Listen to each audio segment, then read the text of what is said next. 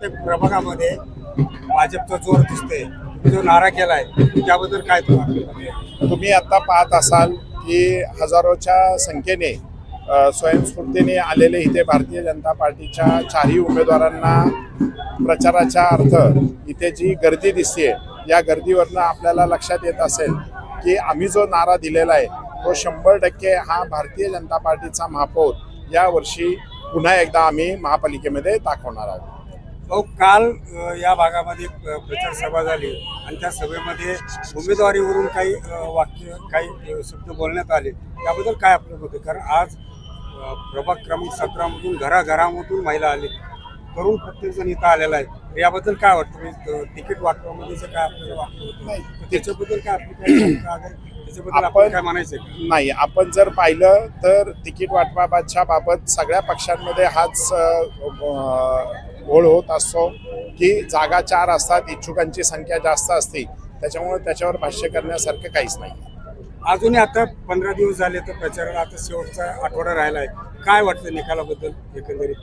आत्ता जो आम्ही नारा दिलेला आहे आणि भारतीय जनता पार्टीने जो 2017 पासून विकास केलेला आहे, या विकासाच्या जोरावर आम्ही जो नारा दिला आहे तो 100% पूर्ण होणारच आहे.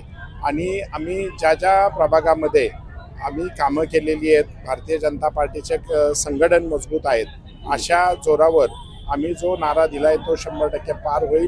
आणि येणाऱ्या 16 तारखेला हा भारतीय जनता पार्टीचाच भगवा या महापालिकेवर फडकताना दिसणार आहे. शहरातील मतदारांना काय आव्हान करेल? सर्व मतदार राजाबंधू भगिनींना एकच आव्हान करेल की आपण येणाऱ्या 15 तारखेला सकाळी 7:30 ते 5:30 पर्यंत आपण आपला जो संविधानाने आपल्याला अधिकार दिलेला आहे तो आपण कर्तव्य आपलं बजवावं. त्याचबरोबर आपण विकासाच्या पाठीमागे आत्तापर्यंत आपण सगळेजण राहिलेला आहात.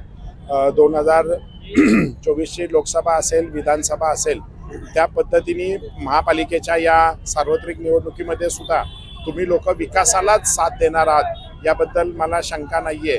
परंतु आपण सगळ्यांनी लवकरात लवकर आपला मतदानाचा हक्क बजावावा असं मी सर्व मतदार राजाबंधू भगिनींना आव्हान करेन. शेवटचा प्रश्न आहे, एवढं मोठं सगळं सत्ता पाहता वाद प्रभाग क्रमांक 17 बद्दल विजयाबद्दल काय वाटतं? मला निश्चितच ही जी अफाट जनता पाहून एकच मला वाटतंय की पिंपरी चिंचवडमध्येच नव्हे तर महाराष्ट्रातील 1 नंबरच्या लीडनं हा प्रभाग निवडून आलेला असेल.